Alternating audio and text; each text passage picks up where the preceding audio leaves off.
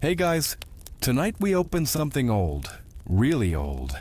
You're in an attic that smells like dust and forgotten birthdays, rifling through cardboard boxes filled with VHS tapes and crusty Christmas ornaments. But behind a collapsed stack of yearbooks and broken fan blades, you find something odd. A metal box, rusty, locked with a latch that gave up back when disco was still alive. Inside, letters, lots of them. Envelopes stained with water rings, corners chewed by time, and all of them from soldiers in the Vietnam War. You'd expect stories of firefights, helicopters, and jungle madness. And sure, there's a bit of that. But these aren't war stories. Not exactly. These are dog stories. Yes, dogs. Big ones, little ones, mangy ones. The kind that steal your rations and your heart in the same breath. You settle into an old recliner that creaks louder than your knees after leg day. The letters are in no particular order, like someone shuffled the memories of 1,000 people and stuffed them in one tin box. You lift the first one carefully, written in shaky cursive on military stationery. And as you read, your breath slows, your shoulders drop. So, before you get comfortable, take a moment to like the video and subscribe, but only if you genuinely enjoy what I do here. Let me know in the comments where you're watching from and what time it is over there. Now, dim the lights, maybe turn on a fan for that soft background hum, and let's ease into tonight's journey together. The first envelope crackles as you unfold it. No date, just a name, Corporal Will Dusty Hartman, and a smudged return address from somewhere near Da Nang. The writing is uneven, as if penned by someone with one eye on the page and the other on the tree line. But the tone? It's strangely cheerful. Found him behind the latrines again. That mutt's got nerve. He smells like swamp and steals socks. I named him Murphy. We think he's part golden retriever, part raccoon. You picture it clearly. A shaggy yellow dog loping through camp with a sock flapping from his mouth like a trophy. Soldiers shouting half-hearted curses. Someone trying to wrestle their only dry pair from his jaws. Murphy, tail wagging like a wind turbine. According to Dusty, Murphy showed up during monsoon season, soaked and grinning like he owned the place. No one claimed him, but no one kicked him out either, which, in a war zone, is basically adoption. He sleeps under my cot now. Sheds like it's his job. Johnson's allergic, but says he'll risk the hives. Claims Murphy once growled a second before we heard movement outside. Maybe he's part psychic. You laugh, or maybe it's a sigh. Something between amusement and awe. Even here, even there, in that place, history books always describe with words like quagmire and hell. There was a dog stealing socks and sniffing danger like it was Tuesday. Here's a fact to chew on. During the Vietnam War, the U.S. military deployed over 4,000 dogs in various roles. Scouts, sentries, mine detectors. About 1 in 4 handlers didn't survive. The bond between man and dog? Let's just say it wasn't all tactical. Murphy, by Dusty's account, wasn't a military dog. Not officially. He was more of a camp mascot, like those weird rubber ducks some people keep on their dashboards, but furrier and possibly smarter. One line in Dusty's letter sticks with you. If Murphy makes it home, he's going to hate regular life. No explosions, no spam, no sweaty boots to chew. The letter ends there. No signature. No goodbye, just a long dried out smear where maybe his pen ran out, or maybe the rain got to it. Either way, Murphy's story leaves a wet paw print on your brain. You move on to another envelope, this one oddly thick, taped shut like the sender really didn't want it opened. You peel it carefully. The paper inside is brittle, but legible, and at the top, in bold letters, top 5 reasons Murphy is a better soldier than I am. You smile. He hears things I don't. He doesn't complain about rations. He runs toward trouble when I freeze. He gets everyone's name right. He still believes there's good in the world. Historians still debate whether morale truly shifted when units had animals around. But letters like this? They make it hard not to believe in the psychological power of a wagging tail. You lean back, imagining Murphy curled under a cot, dreaming of sock heists and canned ham. There's a funny little curiosity tucked into the bottom of the envelope. A Polaroid. It's grainy, faded blue. But you can see Murphy, muddy and majestic, sitting proudly next to a soldier with mismatched boots. In the background, a sign that reads, "Beware of dog." Seriously, he'll lick your face off. And just like that, you're there. In the jungle, with the mud and the chaos and the borrowed laughter. Is it weird that you're already attached to a dog from a 50-year-old letter? No, not really. Dogs don't follow timelines. They follow you. You flip to the next letter, a bit more worn than the others, folded so many times it feels like paper origami trying to keep a secret. The ink has faded into a deep sepia tone, like the letter has aged into wisdom. You smooth it out carefully, and at the top, scrawled in blocky letters, it reads, "To whoever finds this, take care of Saigon." Now that name, Saigon, it hits you sideways. You expect it to refer to the city, maybe a battlefield or a code name. But no, this letter isn't about tactics or geography. It's about a dog, a very particular dog. Private Ellis writes with a kind of chaotic affection, like someone trying to describe a tornado made of fur and loyalty. The story begins with him ducking into a battered shack to avoid sniper fire. That's where he meets Saigon, a mutt with one ear bent completely sideways, a scar over one eye, and a bark like someone gargling gravel. He looked at me like I'd walked into his house. Didn't growl, didn't wag, just stared like, "You good, buddy?" You picture it vividly. Rain outside hammering like 1,000 drums, bullets echoing somewhere far too close, and a scruffy dog sitting on a cracked wooden floor, watching a stranger with calm disapproval. Saigon follows Ellis back to camp. Not immediately, just shows up the next day, muddy and casual, like he'd been running errands and figured he'd drop by. Ellis tries to ignore him, but, you guessed it, the dog starts doing something no one expects. He knows. He knows before anything goes sideways. Mortar incoming? Saigon's gone 30 seconds before. Sniper in the trees? He won't walk that path. Once he dragged me by the pant leg into a ditch. 10 seconds later, boom! Here's your fun fact for the night. Dogs have been used as early warning systems for centuries. Even in ancient China, guard dogs were praised not for their bark, but for their silence. How they froze at the presence of something unnatural. In Vietnam, especially in dense jungle terrain, many handlers trusted their dogs more than their commanding officers. There's a moment in the letter that slows you down. Ellis writes, "The others think I'm making it up. Saigon's just a good boy. But I swear he sees things before they happen. Or maybe he just listens better than we do. You breathe out slowly. Because honestly, same. Dogs don't need GPS or intel briefings. They need wind, instinct, and just enough stubbornness to pull you away from danger at the right time." In the margin of the letter, Ellis doodled what looks like a map. Not of Vietnam, of the base.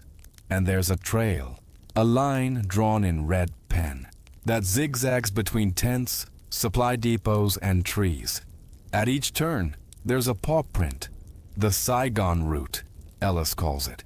This is how he walks every morning. Same time, same path, like he's checking in on everyone. The academic debate.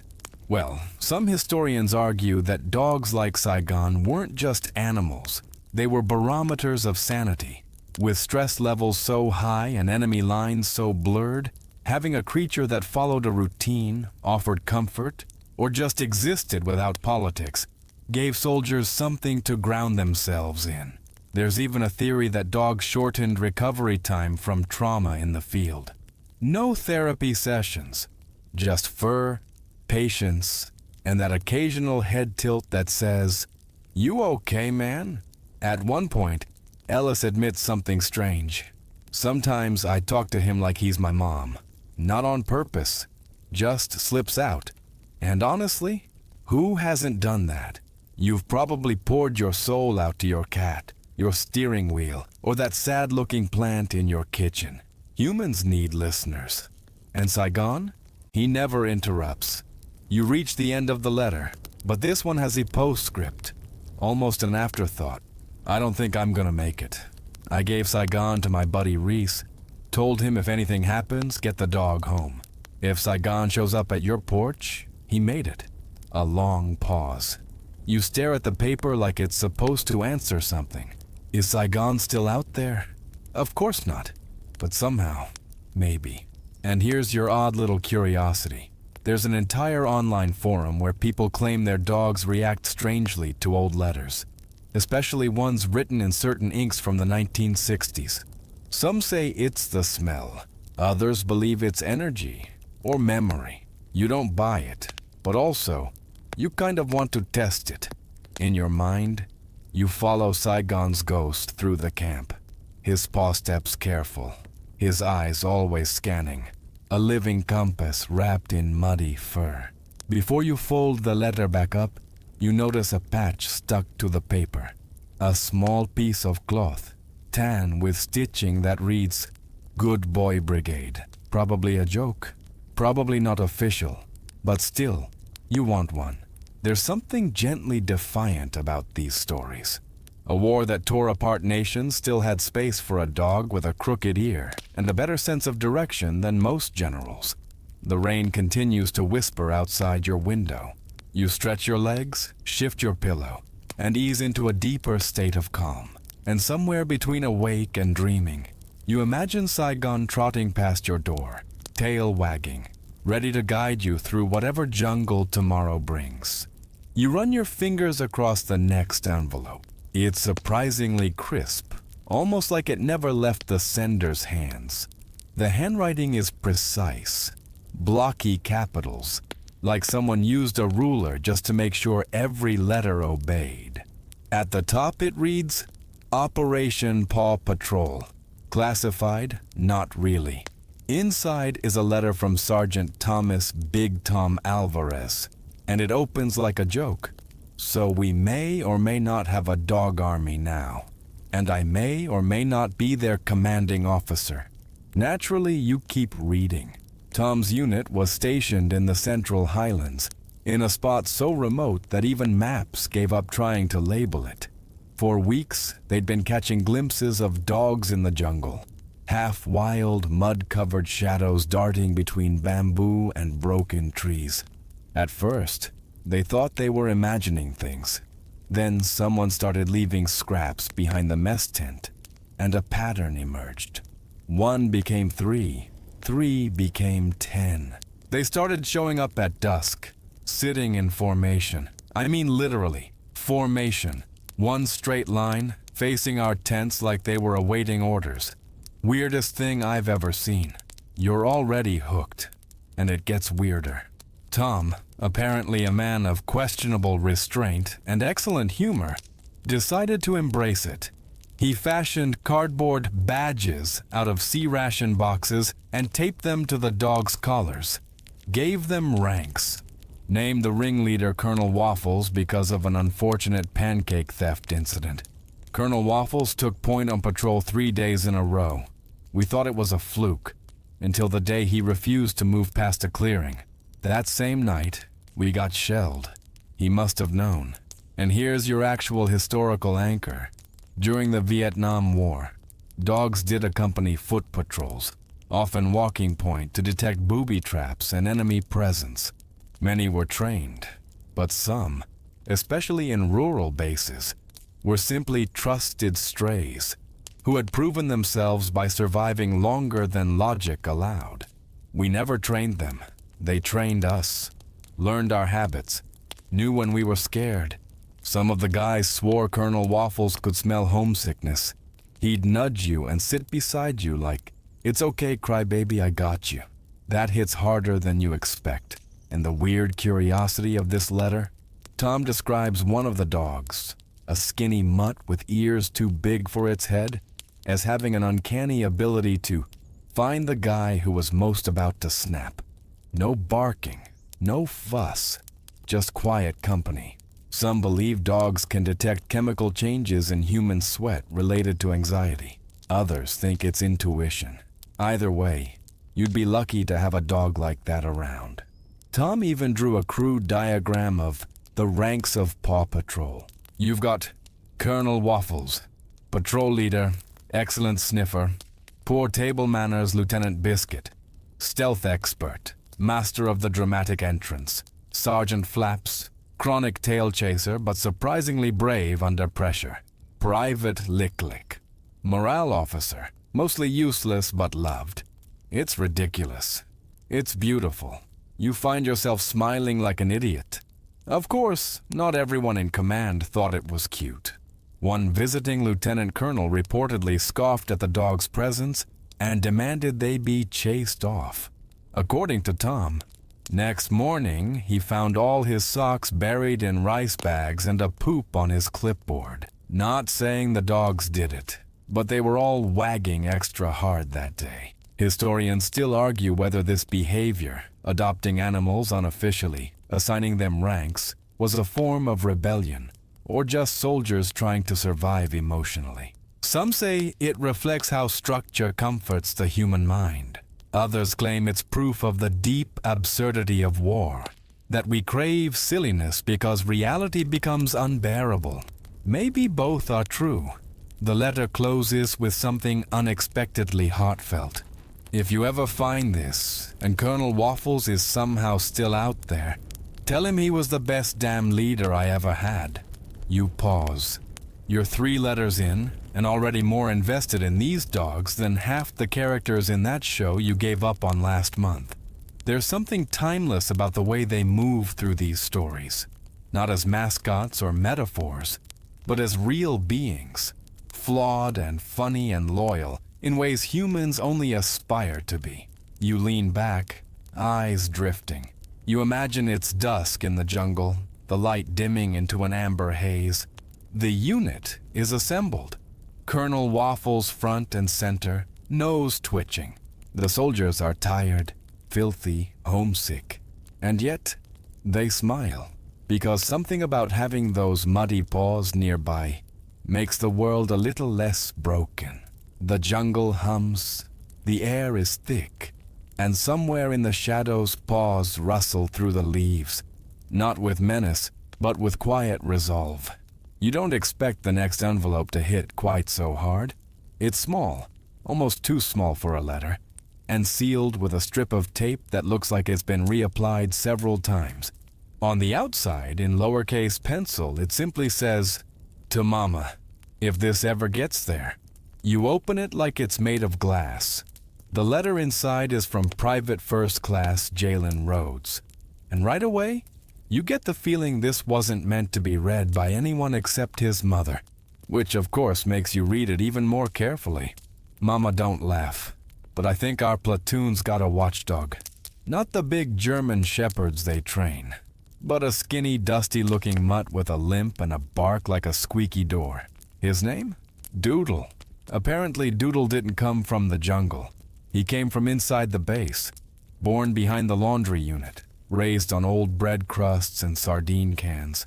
No one remembers when he started trailing the guys on perimeter checks. It just sort of happened. We never told command, didn't want anyone sending him away. But Doodle's smarter than you'd think. Sometimes he runs ahead and doubles back like he's counting heads. Jalen describes how Doodle once started growling and pacing 10 minutes before the camp was hit with a round of sniper fire. The soldiers all ducked into cover without knowing why, until they heard the shot. The phrase Jalen uses is oddly poetic for a war letter. His bark saved our bones, Mama. We called it the dog that cried sniper. Every time he made noise, we listened. Here's your historical detail of the night. While the U.S. military trained thousands of dogs for combat roles, They rarely relied on untrained strays. But unofficially, those mutts often earned the most respect. Soldiers began trusting their instincts over radio chatter. And sometimes that trust meant survival. Jalen's letter is written in all lowercase, filled with slang and little side notes to his mother. Like how he still hates beans, and how Doodle once stole half a cigar and threw up in someone's boot. He's clearly homesick, clearly exhausted. But the parts about Doodle sparkle with life. There's something about a dog, Mama. They don't ask questions. They don't care where you're from. They just sit with you, like you matter. Even when everything else is going to pieces. You sit with that sentence. Let it settle into your chest. Jalen mentions that Doodle has a particular love for ration crackers. Dry, tasteless, brick-like things. But Doodle hoards them, buries them near the water tank. One of the guys tried to stop him once, but Doodle growled for the first and only time. That was enough. The crackers were declared mission critical.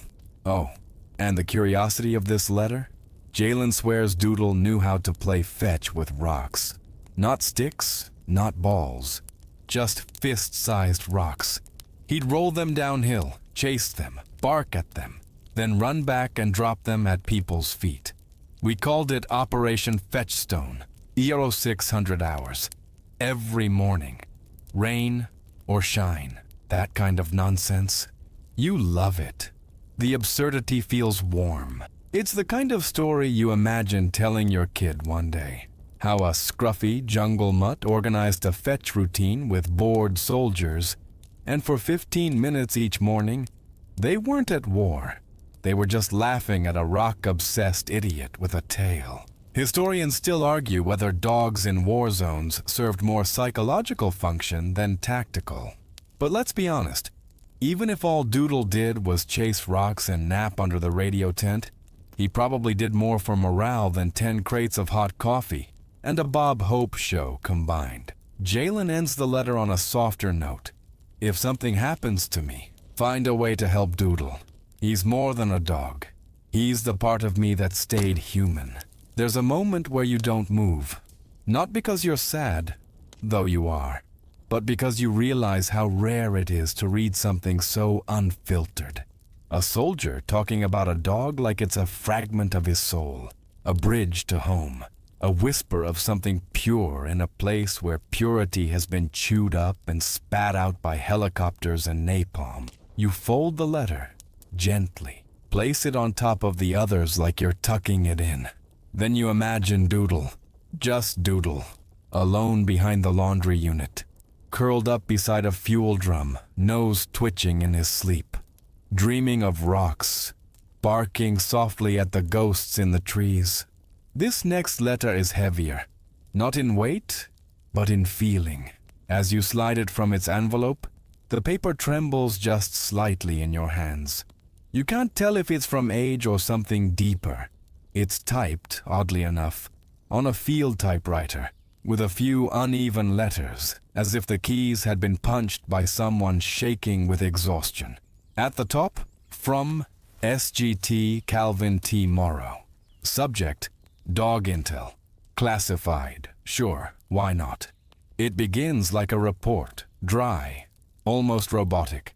Or 400 hours. Barking detected near West Perimeter. Same mutt as before, name Lucky. But within 2 paragraphs, the voice shifts, becomes personal. The kind of tone someone uses when they realize no one's really reading, so they might as well tell the truth. Lucky, as it turns out, is anything but. She's a wiry little thing, gray muzzle, one eye clouded over, half her tail missing. She showed up during a patrol one night, walking straight into a squad formation without so much as a flinch. Just padded through the tall grass like she was part of the operation. She didn't bark, didn't whine, just stared up at me, and I swear I heard the words, "You gonna move or what?" That line stays with you. Calvin didn't trust Lucky at first. Thought maybe she was rabid, or cursed, or both. But the thing is, Lucky kept showing up, right before something happened. Not loud, not dramatic, just there, watching, She's the kind of dog that makes you nervous, like she knows something you don't. And maybe she does. And here comes tonight's historical nugget. While many dogs were officially deployed by the U.S. military, thousands more strays simply lived near or within bases. Some were tolerated. Others, surprisingly, were integrated into routines, given food, tags, even nicknames. Military police logs from 1968 actually mention unauthorized canine sentinels. Lucky was one of them. One night, Calvin writes, she started pacing near a pile of old ammunition crates. Wouldn't stop. Just walked back and forth for almost 10 minutes.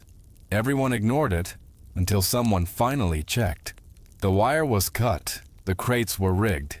We think she saved us from becoming headlines no one would read. From that moment on, Lucky was treated like a soldier. Not officially, of course, but she had a cot in the medic's tent. Someone gave her a chewed-up helmet as a joke. Another guy sewed a patch onto a harness. 1st Canine Battalion. Now here's the strange twist. Your curiosity of the night.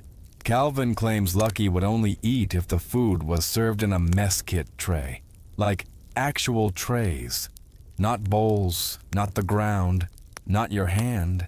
Someone tried to hand feed her a piece of jerky once and she turned her back. A full-blown diva.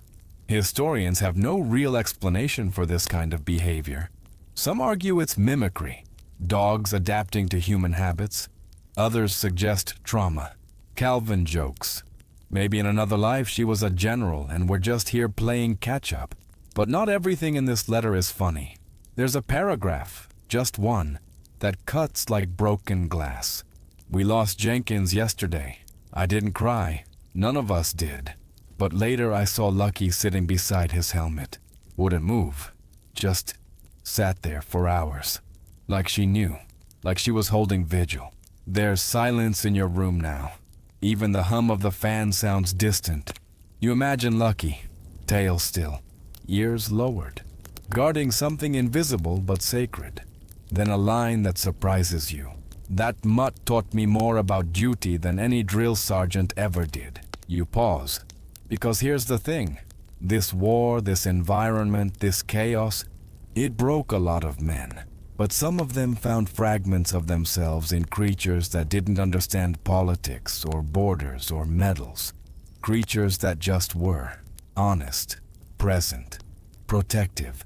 Calvin ends his letter with the dry wit of someone who's seen too much and learned to laugh anyway. If she ever makes it back to the States, she's getting a steak dinner. Maybe 2. Heck, I'll let her drive the Jeep. You smile. Then fold the letter. Slower this time. You place it beside the others and picture a night sky in Vietnam. Moon hanging low. Jungle buzzing with unseen life. Soldiers sleeping in sweaty cots.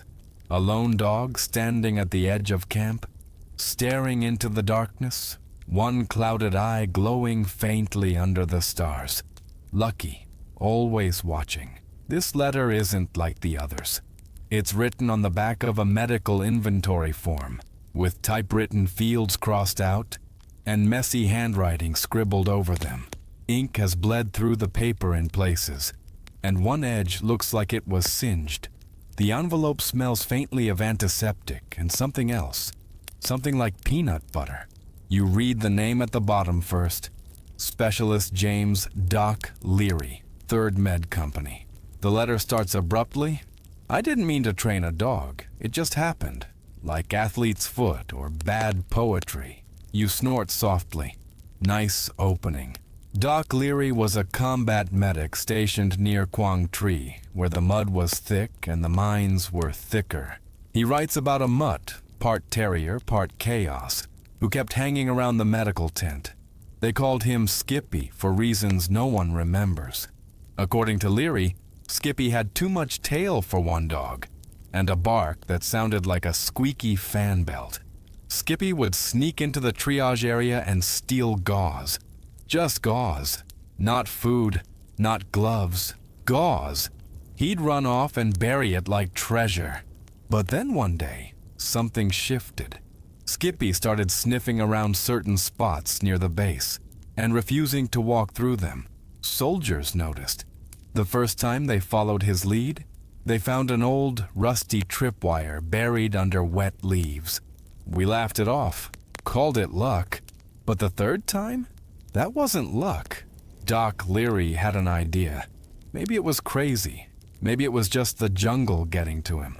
But he started testing Skippy, placing small scent samples from dummy explosives in spots near the tent, and rewarding Skippy when he reacted correctly. The reward? Peanut butter. Not fancy, not even fresh, just gritty, oily, government-issue peanut paste from an MCI ration box. And Skippy loved it. Skippy would have done my taxes for peanut butter. That mutt was addicted. Here's your curious detail. There are scattered, undocumented cases of stray dogs during the Vietnam War being taught basic mine detection techniques using food as reinforcement. The military never formally sanctioned it for untrained animals. It was too risky. But that didn't stop medics and engineers from trying. Some say it worked better than expected. Others say it was dangerous optimism. Leary was convinced it worked. Not because Skippy was some genius, but because he cared. And sometimes, that's more powerful than instinct. He once barked like mad outside the tent. Wouldn't stop. Turns out a new guy was about to walk through a field that hadn't been swept yet. Skippy saved him. The guy gave him a whole jar of PB later, like a trophy. I swear Skippy smiled. The stories are scattered. Some funny, some solemn. Skippy once chewed through a pair of boots because they'd stepped on a peanut shell. Another time, he curled up next to a wounded soldier and wouldn't leave for 2 days, only getting up when the man finally regained consciousness. He wasn't a mascot. He was staff. There's a line you pause on. I came here to heal people. Didn't expect the best medicine to have 4 legs and a peanut allergy. Wait, what? Yeah, apparently Skippy broke out in hives once from some off-brand peanut spread sent in a care package. The camp medic, aka Leary himself, had to treat his own assistant for what he called emotional over-penuding. You laugh, and it's a soft, grateful kind of laugh. The kind that stretches a tired smile across your face without even asking.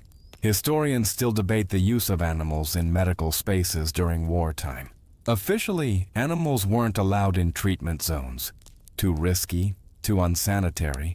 But unofficially, dogs like Skippy were known to lower heart rates, calm panic attacks, and help severely injured soldiers endure long, terrifying waits for evac. The end of the letter takes a quieter tone. Leary writes, "Skippy's gone now. Hit a mine while following a patrol. We didn't see it. He did. He ran ahead and barked. Loud, long, loud enough to make us stop. You stop reading. He didn't die alone. I ran to him, carried him back in my arms like he was one of ours, because he was one of ours." The letter ends with a signature and a smudge that might be peanut butter, or tears, or both. You sit in silence for a while, letting the image linger. A combat medic holding a trembling dog in the middle of a jungle, while gunfire echoes like thunder in the background. And in that moment, maybe nothing else matters. Not rank, not strategy, not politics, just 2 living beings. One saving the other, over and over again, in ways no history book will ever explain. The fan hums softly beside you. You pull your blanket up a little higher, and in the stillness, you hear it. Not a bark, but the echo of one. A warning, a laugh, a memory. Skippy, always alert, always loyal, and probably dreaming of peanut butter. The next envelope is soft and slightly damp, like it's been carried in someone's pocket for too long. It smells faintly of mildew, jungle rain, and something sweet, maybe canned fruit cocktail. There's no name on the front, just a date. July 21st, 1970. You unfold it, revealing a cramped letter written in green ink that's bled into the paper like watercolor. The handwriting slants upward, full of energy. At the top, it begins, "It rained for 9 days straight. Everything's wet. My socks are wet. My soul is wet. But today something beautiful happened. Puppies." You grin before you even read further. Puppies. In the middle of a war. The letter is from Private Danny Klein, a radio operator stationed near the Mekong Delta. His voice is young, hopeful, and just slightly unhinged from days of jungle fever. You can tell he's writing quickly, trying to get everything down before someone calls him back to the comms tent. I was trying to repair the field antenna with my head half in a puddle when I heard this weird high-pitched sound. Thought it was a bird. Then I saw them. 5 soaked balls of fur under a collapsed ammo crate. A stray female dog. No name given, just Mama. Had given birth under the shelter of some abandoned gear. The puppies were blind, whimpering, and looked like drowned rats. But they were alive. Danny and his squad pulled them out one by one, wrapping them in pieces of uniform, and laying them inside empty ration boxes.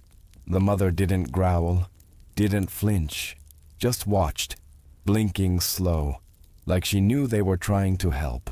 We built a little shelter behind the latrine, used ponchos, sandbags, and a broken helmet as a roof. We called it Fort Fluff. That image alone deserves a painting. Here's tonight's historical anchor. During the Vietnam War, monsoon season could last for weeks. With humidity so dense it made matches useless and rust grow on your boots overnight. Soldiers suffered not just physically, but emotionally. Homesickness, paranoia, the kind of loneliness that even letters couldn't always fix. But those who bonded with animals, especially dogs, often described feeling grounded, normal, needed. Mama Dog lets us hold them. One guy sang to them last night, full-on lullabies. It was weird and perfect.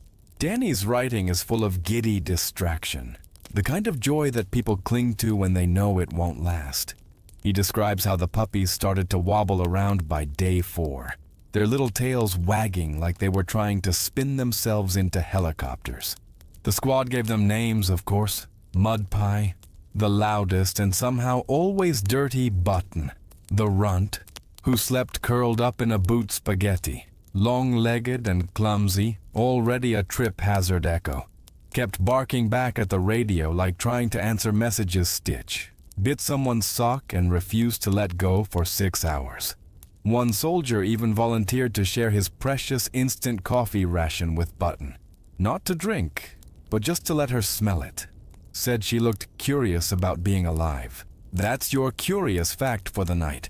There's anecdotal evidence, scattered but consistent, that soldiers during the war shared coffee grounds with dogs to keep them alert during night shifts. Some dogs hated it. Others, addicted, like little caffeine-powered alarms. Of course, not everyone approved. A higher-up tried to relocate the dogs once. Danny's squad lied, told him they drowned in the rain, then built Fort Fluff bigger and added a sign, "Authorized personnel and puppies only." Historians still discuss whether these acts of quiet rebellion were resistance or recovery. Were soldiers trying to hold on to something human by defying the rules? Or were they creating new rules for survival? One theory suggests that the bonding with dogs wasn't just about comfort.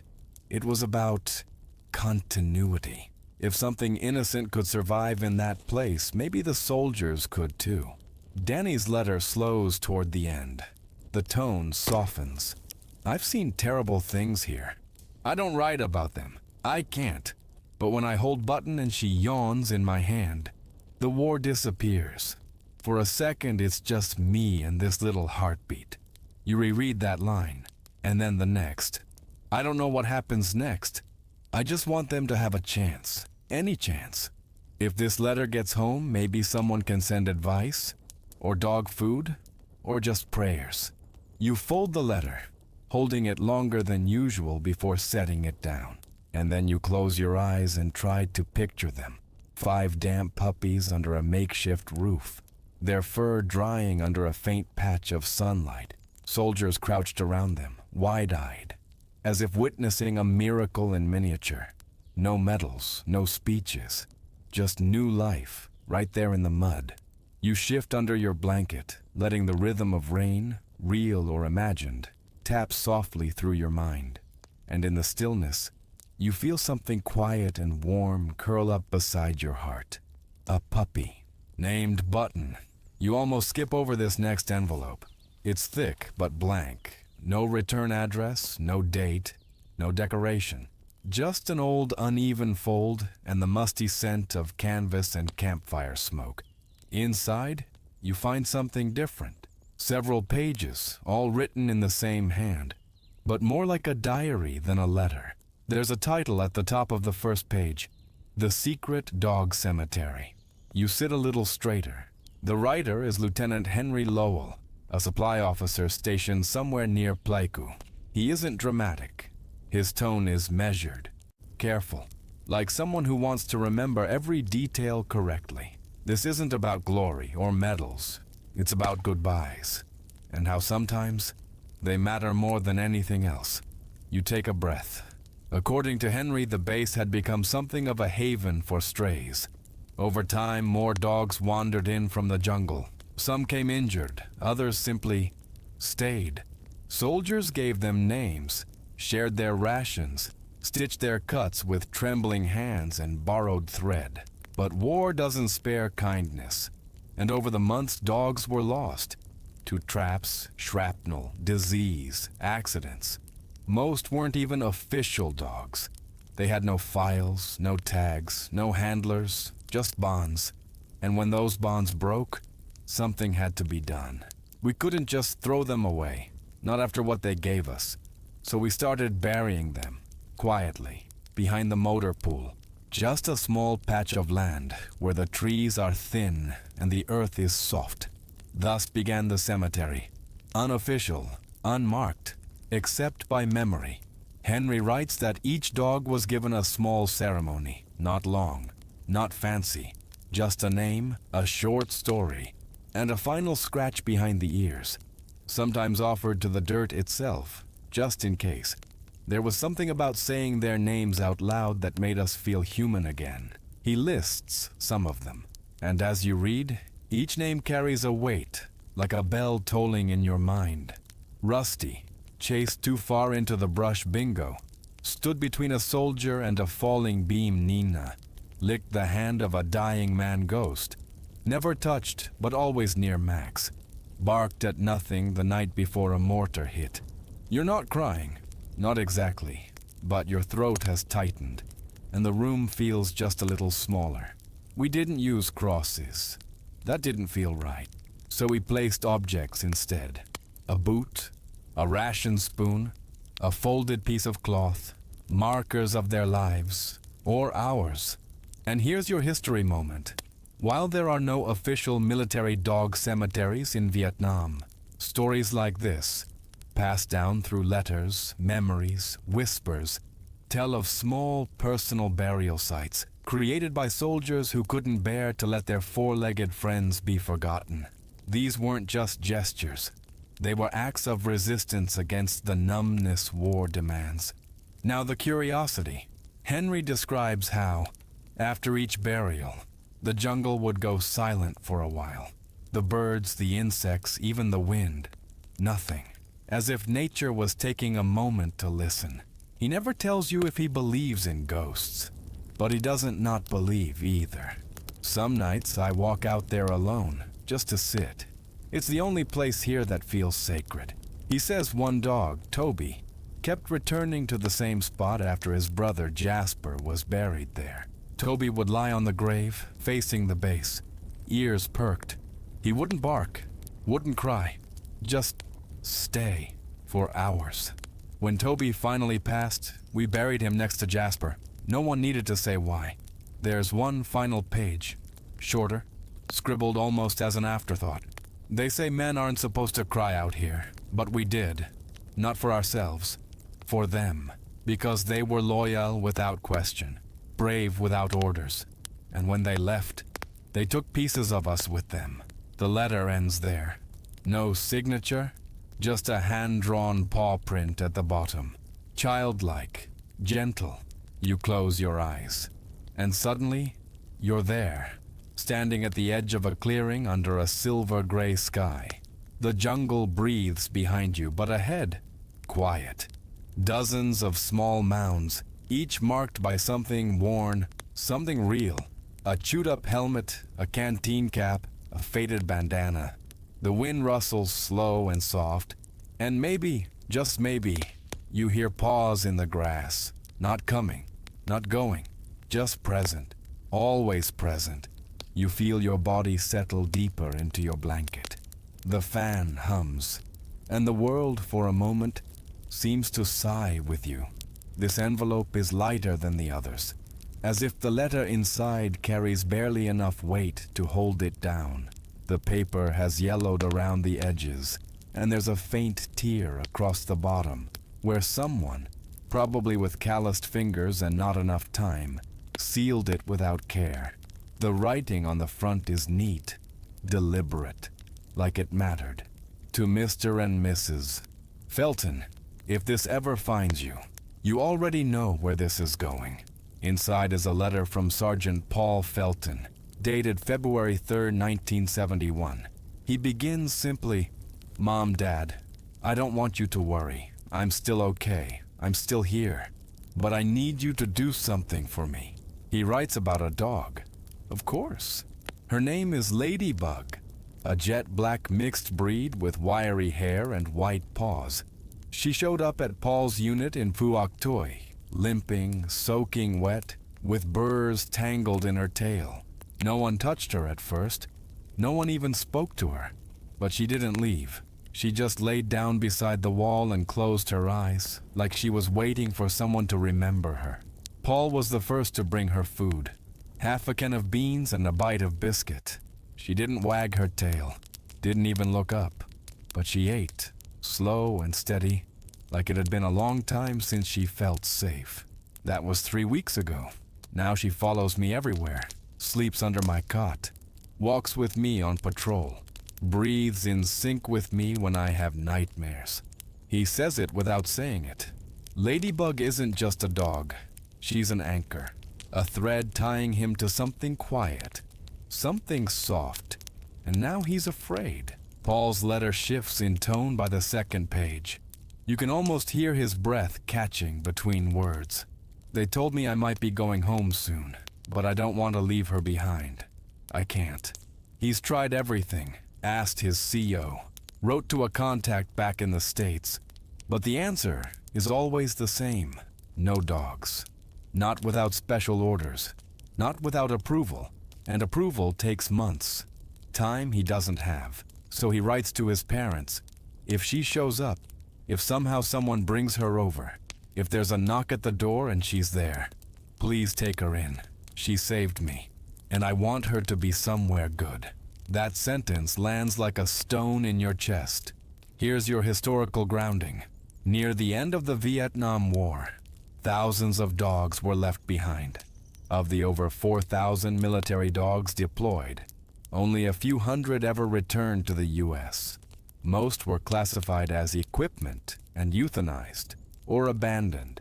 It wasn't until decades later that legislation began to formally acknowledge their service and their sacrifice. But Ladybug? Ladybug wasn't even military, just a stray with perfect timing. Paul describes her habits like a proud parent. How she nudges his boot when he's spacing out. How she watches him clean his rifle, head tilted like she's supervising. How she curls against his back at night, chasing rabbits in her sleep. Sometimes I think she knows more about me than I do. Then comes the hardest part. There's a chance this letter might arrive without me. If it does, don't be sad for me. Just take care of her. Let her sleep on the couch. Give her my blanket. Tell her I loved her. You sit very still. You reread that last line more than once. And here's your curiosity of the night. A few rare stories survive of dogs that did make it home. Smuggled in crates, hidden in duffel bags, snuck past customs by handlers who couldn't bear to leave them behind. Nobody talks about it officially, but every now and then you find a photo. A mutt on a porch, half a world away from war. Paul's letter doesn't say what happened next. It ends abruptly, mid-sentence. She's lying next to me now, head on my boots like she's already say, and then it stops.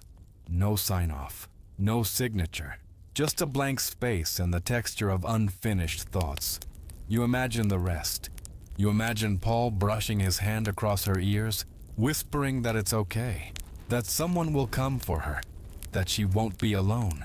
And in your mind, you see her years later, gray around the muzzle, curled on a soft couch in a quiet house, her head resting on a folded army blanket that still smells faintly of gunpowder and love. The room around you feels still now. The fan hums. Your heartbeat slows. And for a moment, all the noise of the world, bombs, storms, news, regrets, falls away. Ladybug is sleeping, and somewhere, maybe in a dream, someone is finally home. The next letter feels different even before you open it. The paper is thinner, almost translucent in places, and the envelope is addressed in careful, formal print. Block letters as if written by a child or someone just learning the alphabet. But what catches your eye is the return address. Nguyen Van Dai, age 11, Saigon. This one is not from an American soldier. It's from a boy. You unfold it slowly, and a small slip of paper falls out. Crudely drawn in colored pencil is a sketch of a brown dog with enormous ears and a tongue sticking out comically far. The caption underneath is in shaky English. This is Bear. He is my best friend. You smile. The letter is written in a mix of Vietnamese and English, clearly aided by a translator, likely one of the GIs. The tone is sweet, uncertain, full of pride. My name is Doi. I live near where the soldiers have big helicopters. My uncle lets me visit when I bring food. They give me chewing gum. I give them mangoes. It's already the best sentence you've read all day. Dewey goes on to explain how he found Bear, a stray dog with patchy fur and a habit of following people from a safe distance. Bear wouldn't let anyone get close for weeks. But Dai, with the patience only a child can truly sustain, kept bringing him food. Rice, boiled egg, mango peel, and eventually, a hot dog he borrowed from an American soldier.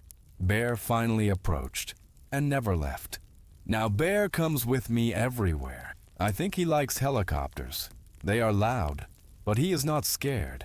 He walks with me and sits when I sit. It becomes clear as you read that Bear isn't just Dewey's pet. He's his protection, his shadow. In a war-torn city, where trust is rare and silence often means danger, a dog like Bear is a shield made of fur and unconditional loyalty. The letter shifts in tone midway through, translated more fluidly now. One day the soldiers were walking near the road. There was a loud sound. Bear ran ahead and barked. A wire was in the road. One man stopped. Then he hugged Bear. You feel it in your chest. You already know what kind of wire that was. The soldier's name was Mike.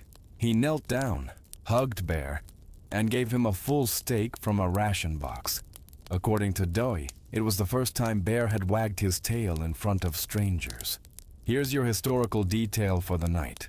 While Vietnamese civilians and American soldiers were often divided by language, culture, and politics, dogs frequently became unlikely bridges.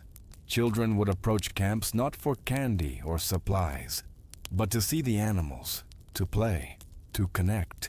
These small, spontaneous relationships helped form quiet bonds that outlasted even the war. Mike said Bear is like American dog too. He said maybe when war is over, Bear can come to America. I do not want Bear to leave, but I also want Bear to be safe. There's something profoundly gentle in those lines. A boy who both wants to keep his best friend and give him a better life. That kind of love is bigger than ownership. It's sacrifice. And here comes your strange little curiosity. According to the letter, Bear would only eat if someone pretended to eat first. Doy says he'd pick up a stick, pretend to chew it, and only then would Bear start on his food. No one ever figured out why. They just did it. Every time. Soldiers thought this was funny. They all chewed air so Bear could eat. You chuckle. Picture a circle of war-hardened men fake munching invisible kibble so one dog would feel comfortable. It's a ridiculous, perfect image. Toward the end of the letter, the handwriting changes slightly. It's the translator now, perhaps a soldier or interpreter named Rob, adding a postscript in English. Doy's dog saved us, no doubt. That kid's got courage, and so does that mutt. Bear's more than a stray. He's family. And then, in Dewey's own words, one final line.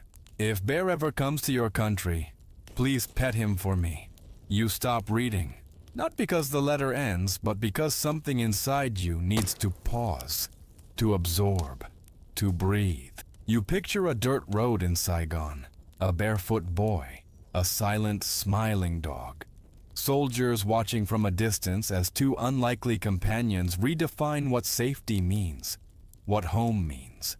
Historians still debate the depth of human-animal bonds in wartime, but moments like this don't care for academic arguments. They exist beyond data, beyond military doctrine. A boy, a dog, and a peace that, however temporary, was real. You fold the letter back into its envelope, gently pressing the crease flat. You glance again at the drawing, the big ears, the crooked tongue. It's the happiest dog you've ever seen. And maybe, just maybe, in some quiet backyard halfway across the world, there's a dog with a graying muzzle, and a boy who never stopped waiting. The envelope this time is a little absurd. Bright red tape seals it, and someone scrawled "Mail very confused" across the front. There are 3 canceled stamps and a big inked note from the Postal Service. Missent to Manitoba. Manitoba. You open it carefully, curious about the journey it must have taken. The letter inside is folded with almost comic precision.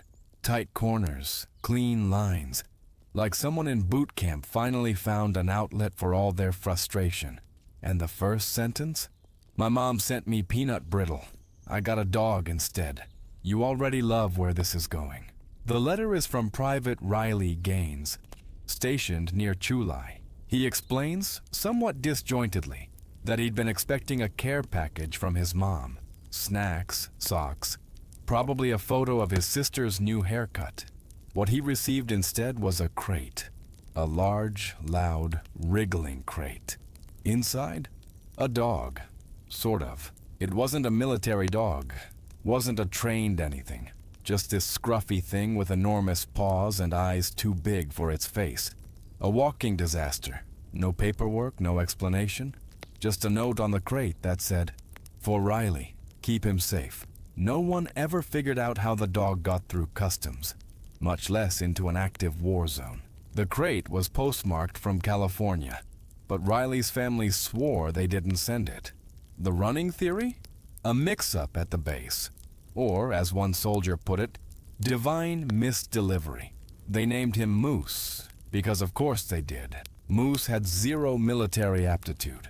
He tripped over tents, chewed through a comms wire, and once got his head stuck in a helmet for 3 hours. But he was, by all accounts, a phenomenal cuddle. He'd curl up against your chest like a weighted blanket with fangs. And when you couldn't sleep, he'd just sit there and breathe with you. That was enough. And here's your historical moment. During the Vietnam War, mail was notoriously unpredictable. Soldiers received letters weeks or months after they were sent. Packages were often misrouted or arrived half destroyed. But despite the chaos, mail was a lifeline, a tangible reminder that life still existed outside the jungle. Some soldiers said a letter was worth more than hot food. Riley's delivery was clearly one for the books. We made him a name tag out of a cigarette case. Said, Private Moose, Morale Division. It jingled when he ran, which was all the time. Guy never learned how to walk. Moose became the unofficial mascot of the mail tent. Every time new shipments arrived, he'd be there, sniffing, pawing, occasionally growling at suspicious parcels. Riley insists Moose had a sixth sense for bad news. If he ignored a letter, that usually meant it carried some kind of heartbreak. One guy got a Dear John letter. Moose tore it up before he could even read the whole thing. Saved him the trouble. You pause. Let that image sit with you. A dog chewing up sorrow like it's just another stick. But the oddest part comes toward the end. Moose, it seems, had an obsession with envelopes. Not eating them, delivering them. He'd grab a sealed letter in his mouth and walk it to whoever it was addressed to, tail wagging like he understood the importance of the mission. He brought me one from my mom once. Sat there waiting until I opened it, then put his paw on my boot like, "Good news, yeah? Here's your curiosity of the night." There are scattered accounts from the war of dogs mimicking human tasks, not because they were trained, but because they learned by watching. Some even adapted to daily camp routines, as if they were part of the schedule. Moose, by all logic, shouldn't have been delivering letters, but he did, and he was weirdly good at it. Of course, the good times didn't last forever. Moose went missing the night of a heavy shelling.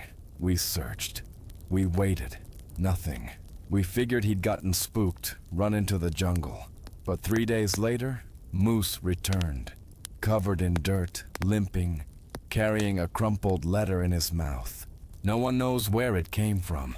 The address was smudged and the paper torn. But it was from someone's brother, a letter that had gone missing weeks earlier. We stopped asking how Moose did things after that, just accepted that he operated on a different level. Moose eventually made it out, though no one's sure how. Riley ends his letter by saying he'd heard a rumor that a pilot snuck him onto a helicopter under a tarp marked medical supplies. Theme, whether true or not, it's the kind of story you choose to believe, because you want to believe that somewhere in suburban America, there's a big clumsy mutt snoring on a couch, dreaming of tents and paper envelopes. The letter finishes with one last line. If Moose shows up at your door, give him something to carry, and tell him I said thanks. You fold the paper slowly, smiling without meaning to. Because in a place where every day was wrapped in noise and fear, Moose was something else. A reminder that sometimes the wrong package is the exact right one. The envelope is thick and lumpy, like it's holding more than just paper. You tear it open slowly, and sure enough, 3 small Polaroids slip out first. They're faded, bent at the corners, but surprisingly intact. You pick one up. It shows a family, a mom, 2 kids, a golden retriever. They're standing in a backyard in Wisconsin, maybe, based on the snow. There's a note on the back of the photo. Meet Captain Barkley. He made it home. Your heart skips. You reach for the letter itself. Multiple pages, written in loopy cursive and different inks. You quickly realize this isn't from a soldier. It's from Linda Mallory, sister of Corporal Brent Mallory, and addressed to his old unit. The letter begins. Dear anyone who remembers, I thought you'd like to know. Captain Barkley is doing just fine. You sink into your chair. According to Linda, Brent served 2 tours near the Cambodian border, and during his 2nd year, he bonded with a brown shepherd mix who had a crooked tail and an ego bigger than a Jeep. The squad named him Captain Barkley, half as a joke, half as an apology for all the times he stole someone's lunch. Brent used to say Barkley outranked half his command, that if the army was smart, they'd let him run logistics. After Brent was injured and medically evacuated, he begged his unit to find a way to send Barkley home.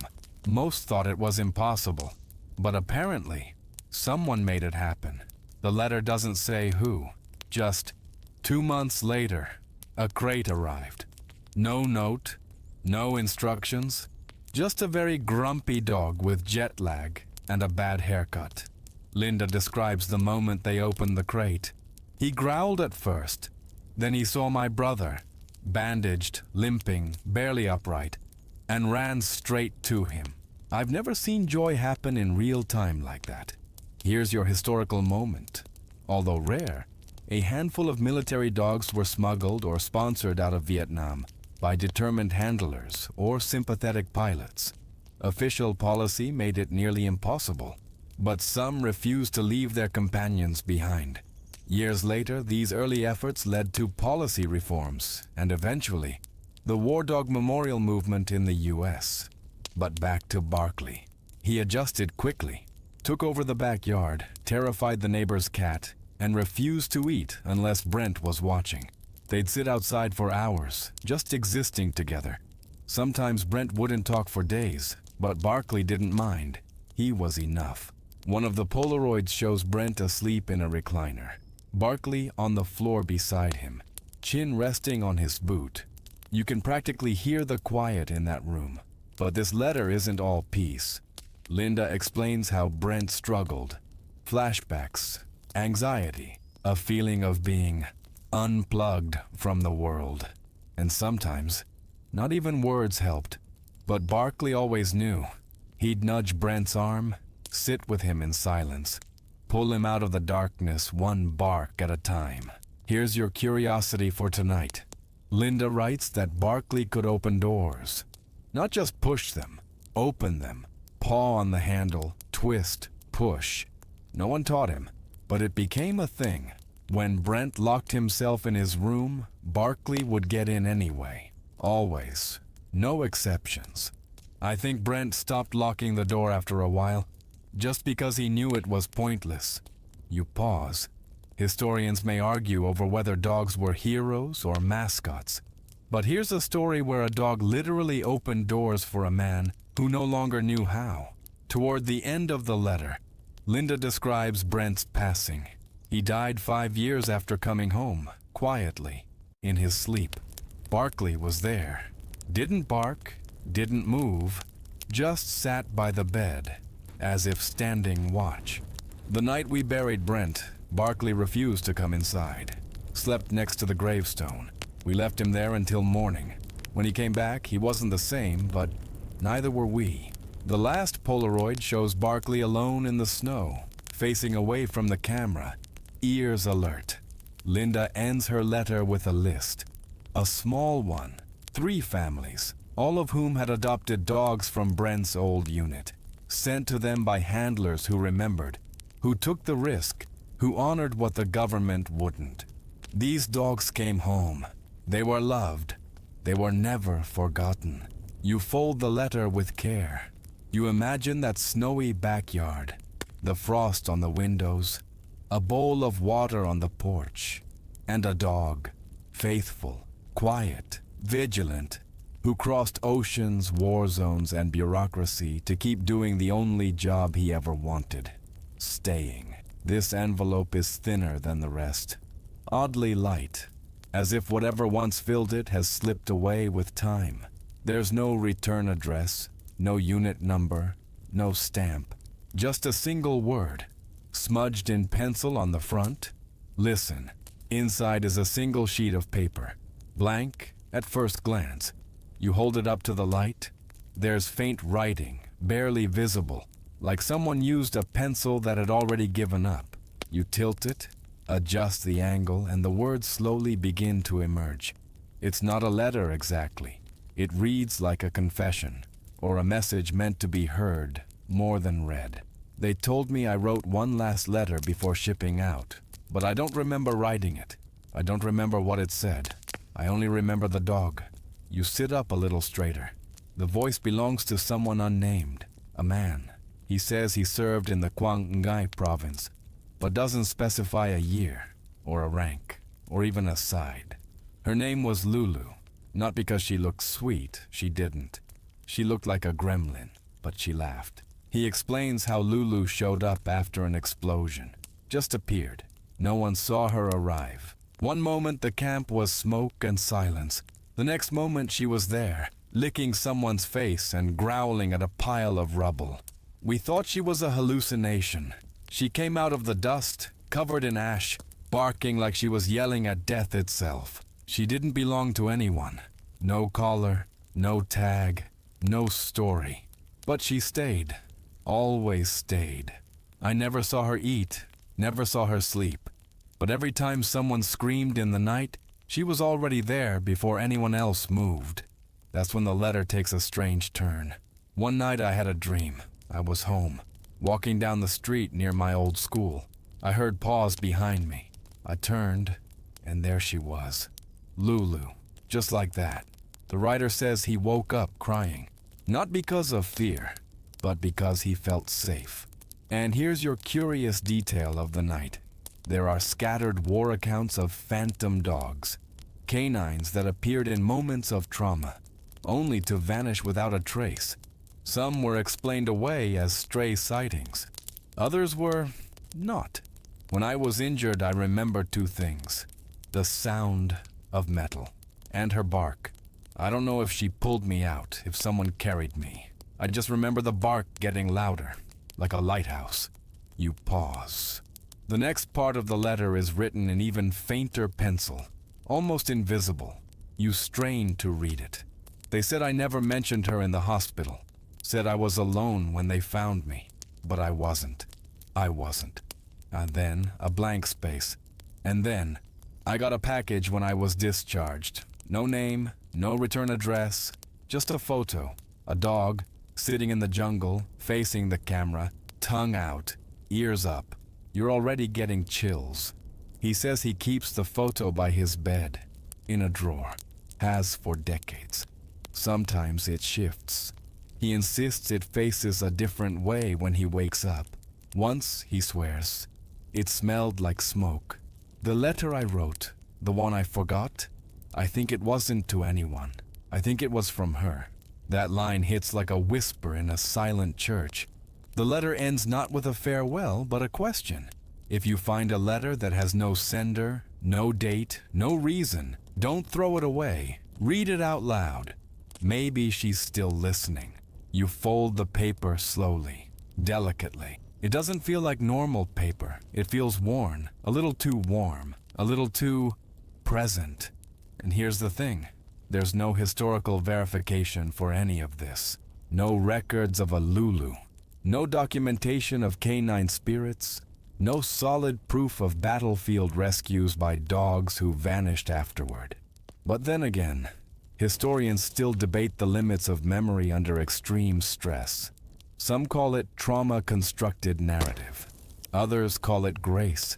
You lean back, eyes closed, and somewhere, in that quiet place between dreaming and waking, you hear a bark, not loud, just enough, just there. Not an alarm, not a cry, a reminder. You expect this envelope to be like the others, worn, smudged, possibly unread for decades. But this one, it's pristine, almost new. Cream-colored paper, crisp edges, sealed with a smooth red wax circle stamped with a crude paw print. Inside is a single sheet folded twice. Heavy paper. Expensive stock, like something you'd use for a wedding invitation or a speech. The handwriting is elegant and deliberate, in a deep blue ink. They say memory walks on two legs, but we remember with four. You pause.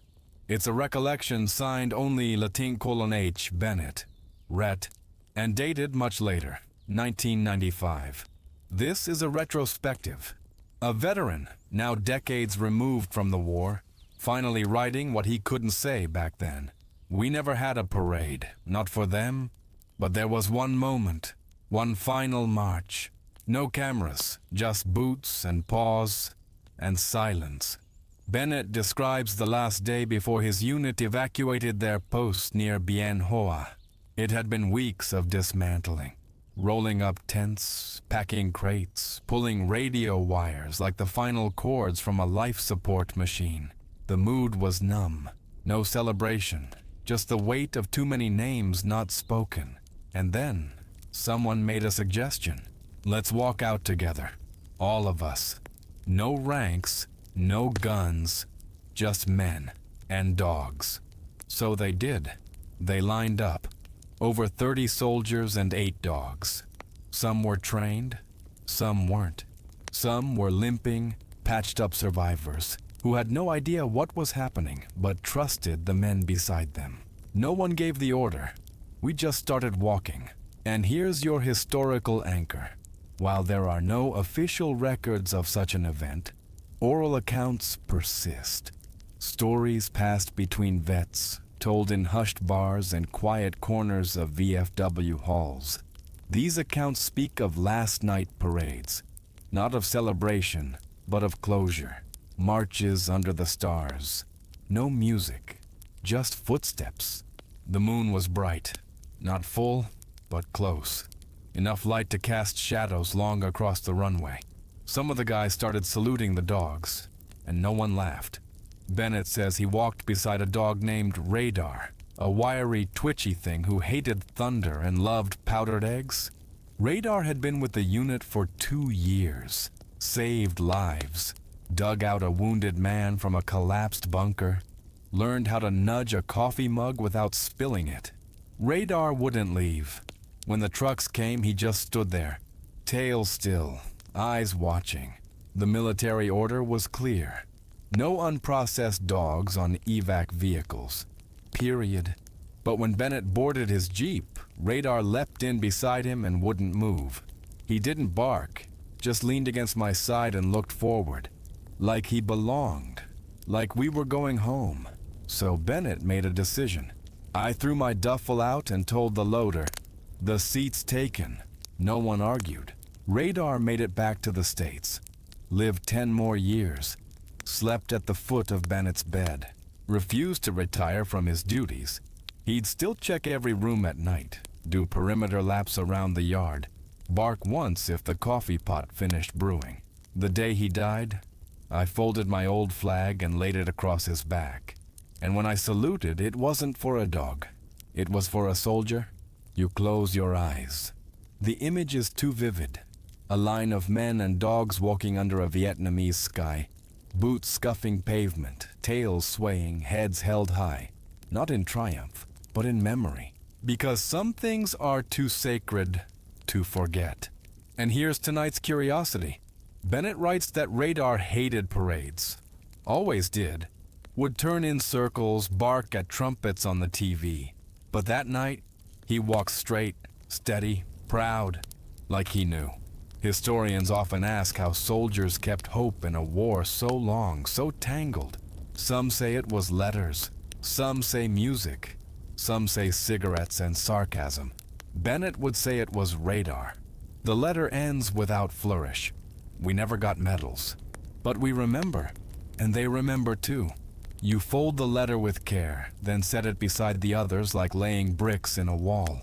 And suddenly you feel it. That quiet, deliberate rhythm. Boots and paws. Moving forward together, one last time. This envelope is different in every possible way. It's not military. It's not weathered. It's not even addressed to anyone specific. Instead, scribbled in black marker across the front are 5 words. If found, please write back. There's something about it that makes your fingers hesitate. Like opening it might stir up a breeze from another lifetime. But you open it anyway. Inside is a single page. Not yellowed, not torn, just quiet. At the top, written in plain handwriting. To whoever reads this, I think it's time I wrote mine. You recognize the voice immediately. It's yours. Or at least, it could be. The letter unfolds slowly, almost like you're writing it as you read it. The voice is gentle, honest, worn in a way that comes only from having listened to too many stories about too many dogs and too many soldiers who asked so little and gave so much. It begins, I've read letters that smelled like wet fur and blood. Letters full of jokes, hope, grief, peanut butter. I've met ghosts in muddy boots and puppies in broken crates. I've walked through jungles I've never seen, beside dogs I'll never meet, and I still can't stop wondering, why do these stories feel like mine? You take a breath, because you know why. You've been carrying something, maybe not in uniform, maybe not through jungles, but inside you. The weight of remembering, of caring about stories that were never yours, but somehow are. The letter continues. So I'm writing this, not to anyone in particular, maybe to the dogs, maybe to the soldiers, maybe to myself. I just want to say, I heard you. You feel it settle over your shoulders, soft as an old blanket. The letter goes on to describe what you've learned. That loyalty doesn't always look like medals, and heroism doesn't always bark before it saves your life. That sometimes the most important part of a war is what walked quietly beside it, tail wagging, carrying hope in its mouth like a worn-out tennis ball. It doesn't get dramatic. It doesn't beg for closure. It simply says, to every dog that waited outside a tent, to every mutt that barked before the bullet, to every tail that kept wagging when everything else fell silent, thank you. And here comes the strangest, smallest twist. At the bottom of the page, someone's added a paw print. Inked, fresh, no explanation, no context, just a print. And then, in tiny, almost apologetic handwriting, P.S. I don't know if this matters, but it helped me sleep. You fold the letter, then place it, last, on the top of the pile. It feels like finishing something, not ending it exactly, but sealing it. The way a dog curls up in a circle before lying down, instinctively finding the shape that fits. You've been walking through these stories, reading these words, picturing those tails wagging in red dirt and jungle heat. And now you've written your own. It's enough. The hum of the fan feels deeper now. The room is still, like the stories themselves are exhaling with you. You shift your weight slightly, pillow beneath your head, blanket rising and falling with each quiet breath. Everything slows. Let it slow. No more letters to open. No more footsteps in the grass. Just a soft sense of presence. Something loyal, silent, kind, curled at your feet or maybe in your chest, where stories go when they finally feel safe. You don't need to remember every name, every paw print, every jungle. You just need to know they were there, that they mattered, that even in places where humanity was tested, these dogs reminded us how to be human, how to wait, how to trust, how to rest without fear, even if only for one night. And you've listened, you've walked beside them, you've carried their memory like a torch through the dark. Now, it's okay to sleep. You're not alone. Not tonight. Somewhere far off, you hear a soft bark. Or maybe it's a dream. Or maybe it's just the echo of all those letters saying good night. Let it stay with you. Let it fade into stillness. Let it carry you somewhere quiet, where the stories don't end. They just curl up beside you and wait. Sweet dreams.